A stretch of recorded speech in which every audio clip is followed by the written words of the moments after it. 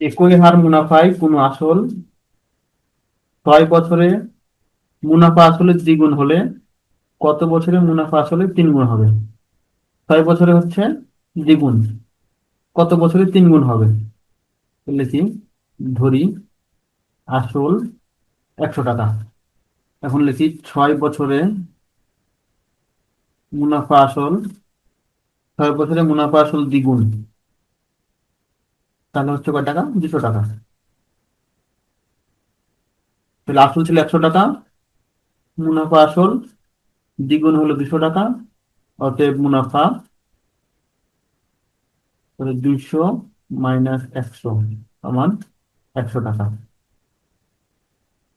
তাহলে 100 টাকা হচ্ছে আমার মুনাফা, 100 টাকা ছিল আসল। তার মানে 100 টাকা মুনাফা হচ্ছে কত বছরে? 6 বছরে।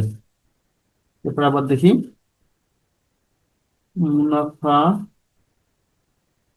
আসলে 3 গুণ সমান হচ্ছে 300 টাকা। মুনাফা হচ্ছে 3 গুণ হলে হচ্ছে 300 টাকা। অতএব মুনাফা সমান 300 - আসল ছিল 100, পাচ্ছি 200 টাকা। তাহলে এবার মুনাফা হচ্ছে 200। অতএব 100 টাকা মুনাফা হয় 6 বছরে, 100 টাকা মুনাফা হয় 6 বছরে। 1 টাকা মুনাফা হয় 6/100 বছরে। এখন আমার কয় টাকা মুনাফা লাগবে? 200 টাকা। 200 টাকা মুনাফা হয় 6 × 200, নিচে 100, 100 শূন্য কাটা, 6 × 2 = 12 বছরে।